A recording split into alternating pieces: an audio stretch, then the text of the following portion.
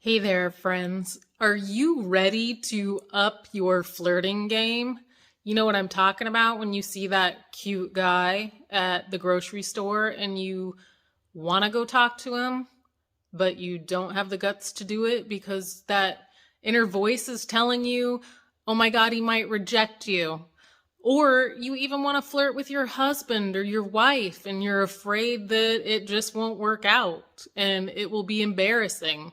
Well, I know that feeling of being nervous and fearing rejection. So I want to give you some tips today that will help you get over that initial fear and get you on your flirty path. And just really have some fun with it, because it's a lot of fun. Okay, the first thing I want you to do is take that pesky voice. Try again in a few seconds. Google. She's amazing. Okay, the very first thing I would like you to do is that pesky voice inside of your head. I want you to acknowledge it. Just know that it's there and hear what it's saying. But don't let it control you. Move forward anyway. Okay, the very next step that I want you to do is to reframe and remind. And reframing and reminding. And you asked me, what is reframing? Well, it's taking that pesky little voice that is scaring the shit out of you and telling you that if you go up to this person and they reject you, you are going to fall right there in front of them and die of a heart attack and never be able to do anything else again. So you are going to reframe that, or whatever your inner critic is telling you, that you're afraid and need to run away, whatever it may be. That probably would have been mine. May not be yours. I don't know.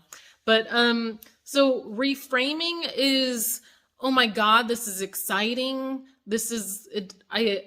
I could have fun. I could possibly have a date this weekend. I could just meet someone and have a great conversation. This is helping me grow. This is helping me do hard shit. It's helping me rewire those neuro pathways and just become a braver person. You just reframe it however you need to reframe it.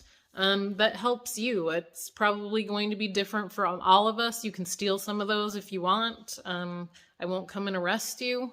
They're free for the taking. But after you reframe, I want you to remind yourself to take the pressure off. I think we put a lot of pressure on ourselves. We put pressure on ourselves when we're dating, when we're single. We do it all the time anyway, but this is in reference to flirting. So take the pressure off of yourself. This doesn't have to turn into anything. It can just be whatever it is.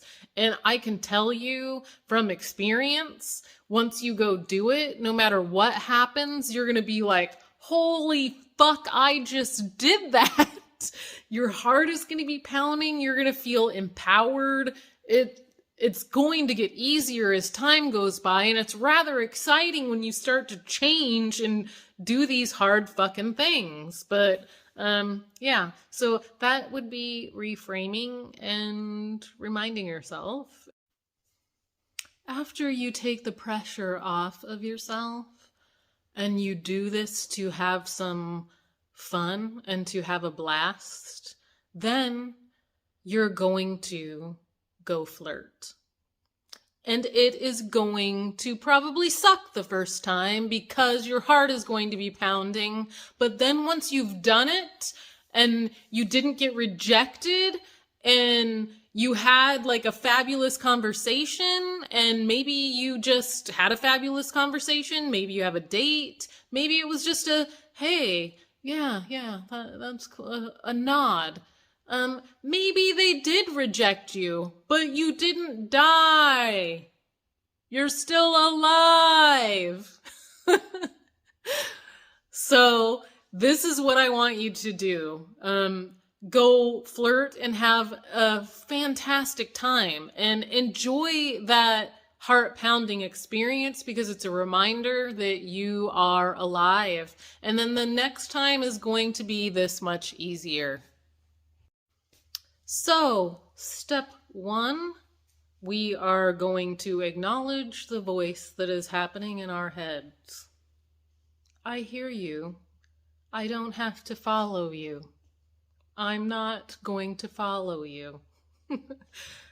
2, I want you to reframe and remind yourself. So reframe what the first thing that came into your head. If it's negative, reframe it.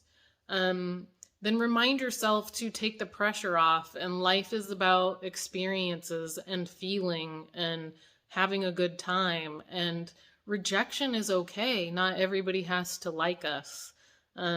Getting used to that idea, taking the pressure off that this doesn't have to be a life event. It could just be a conversation, and it could be a growth moment for you, is huge. And then step 3,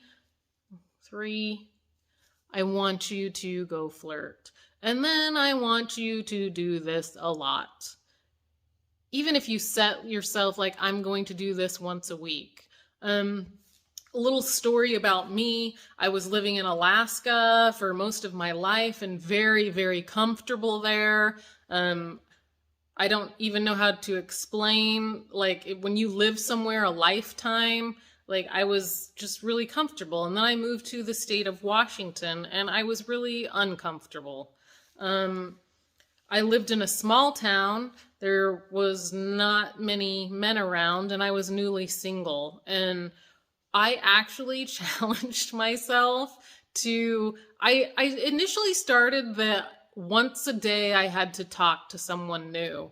But when you live in a small town, that could be near impossible. So then I switched it to, I could talk to anybody. I just needed to talk to someone that I didn't know. So it could just be a conversation with a woman telling her she had a lovely jacket, or an older person, not necessarily someone I was attracted to, but just getting used to talking to people.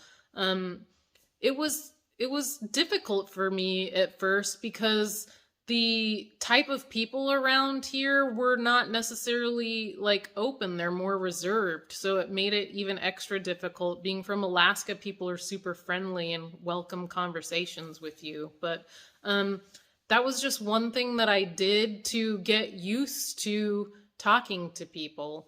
And it worked. And I even so I switched it up so it would be that I needed to talk to a gentleman on the weekends. So once a weekend, I needed to find someone that I was attracted to, a coffee shop, a store.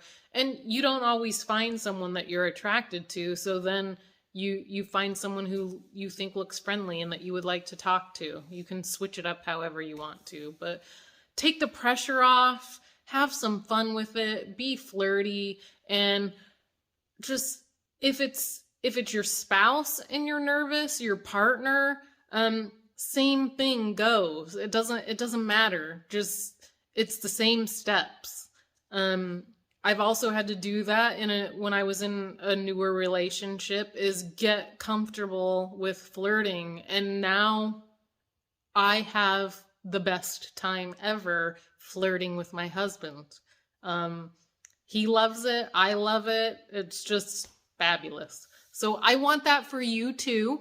I will be having a video coming up more on details of like how to flirt and what to say and how to drop that scarf like we used to do, ladies and gentlemen. So look for that, and don't forget to put hearts on this because you loved it so much, and follow me, subscribe with me, whatever the case may be, and leave me lots of comments and tell me how much you love my just magnetic personality. I just want to hear from you.